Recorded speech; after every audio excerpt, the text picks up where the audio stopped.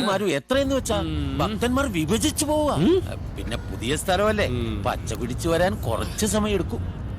ദേഹമാസകലം. ഇന്നലെ വയനാട് ജില്ലയിൽ നിന്നൊരു സഹോദരി വന്നു. അതാരാണ് നാറ്റക്കോയ? വയനാട് ജില്ലയിലെ അച്ചൂരുള്ള മൈമൂനാണോ? തങ്ങളെ, എന്റെ വാപ്പാക്ക് ഒരുപാട് വർഷങ്ങളായി പൈസ കിട്ടാനുണ്ടായിരുന്നു. കേൾക്കണം സഹോദരിമാരെ കേൾക്കണം. ഒരുപാട് പൈസ കിട്ടാനുണ്ടായിരുന്നു. ഞങ്ങളെ വല്ലാത്ത വിഷമത്തിലായിരുന്നു. വർഷങ്ങളോളമായി കിട്ടുന്നില്ല. അങ്ങനെയാണ് ഒരാൾ ഈ മജ്‌ലിസിനെ കുറിച്ച് എന്നോട് പറഞ്ഞത്. അല്ലാ,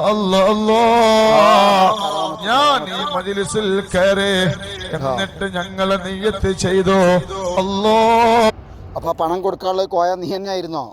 എന്റെ ബറക്കത്ത് കൊണ്ട് എന്റെ വാപ്പാക്ക് കിട്ടാനുള്ള പൈസ കിട്ടാനൊരു വഴി കാണിച്ചു നൽകണമെന്ന് പറഞ്ഞു. അൽഹംദുലില്ലാഹ്. ആ കൊടുക്കാനുള്ള ആളുകൾ ഇങ്ങോട്ട് വന്നിട്ട് ഇവരോട് വാപ്പാനോട് പറഞ്ഞു, ഒരുമിച്ച് തരാ ഞങ്ങളെ കയ്യിലില്ല, ഒരുമിച്ച് തരാൻ. സലാത്തുൽ ഫാത്തിഹന്റെ ബറക്കത്ത് കണ്ടോ?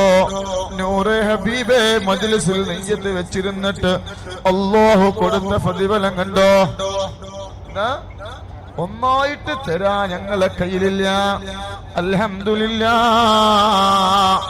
ഇപ്പൊ എല്ലാ മാസവും 5000 രൂപ വെച്ച് കിട്ടുന്നുണ്ട്. എല്ലാ മാസവും.